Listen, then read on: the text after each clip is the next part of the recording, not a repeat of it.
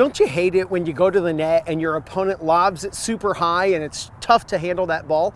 Well, I'm going to show you how to let it bounce and hit an awesome overhead.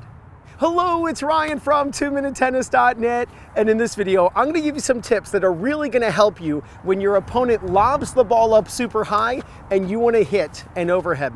One of the most frustrating things is you can go to the net, you get your opponent in trouble, they lob the ball up super high, and then you try to hit an overhead out of the air. Well, when your opponent hits high, as the ball drops, it's accelerating, it's going faster and faster, and it can be hard to time that shot. I know it's hard for me, but I know that if we let the ball bounce, it's not going to go as high, so that it's much easier to hit an effective overhead that's easy to time. So here are a couple tips that are going to help you. First, when your opponent lobs the ball up, and you realize, wow, this ball is really high, and you're gonna let the ball bounce, keep your feet moving while being sideways. So your opponent lobs the ball up super high, you need to move around while being sideways. Don't face forward waiting for the ball to bounce. Be sideways, because that sideways position is gonna be the position we hit off of on the overhead. The second tip that's gonna help you is I want you to stand farther back than you think you should. You'll see players and their opponent lobs super high and the ball is gonna land, let's say, right here.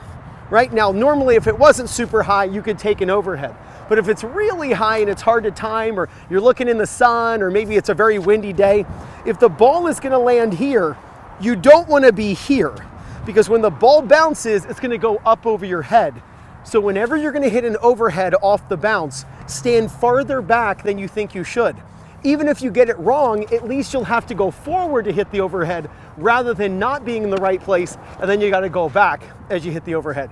And the last tip I'm gonna give you, and then I'm gonna demonstrate using the slinger bag, I want you to hit side spin. Have you ever watched the pros? When they hit an overhead off of the bounce, you'll see the ball go super high, and then the pro sometimes even comes back all the way to the baseline. They hit an overhead and they hit a side spin overhead. One of the most common mistakes players make is they hit down and they hit too flat on these balls. I want you to swing up and hit spin. It's a great way to control the ball, and when you curve it, it actually makes it much harder for your opponent to handle. All right, let me show you what it looks like. You'll notice as soon as that ball goes up in the air, I get sideways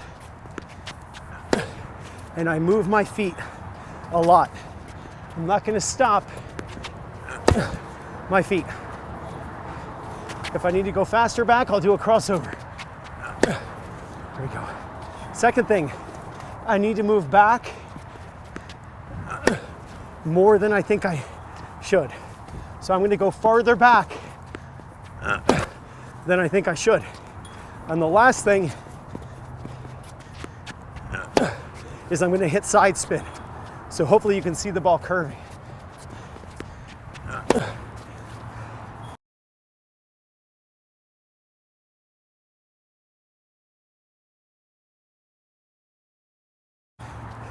Sideways. Oh, let's wait for the ball.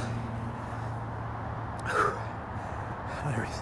Sideways, feet moving, stand further back, and side spin.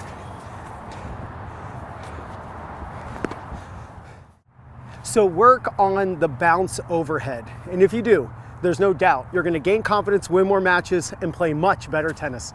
This is Ryan Reedy from 2minutetennis.net. You got this.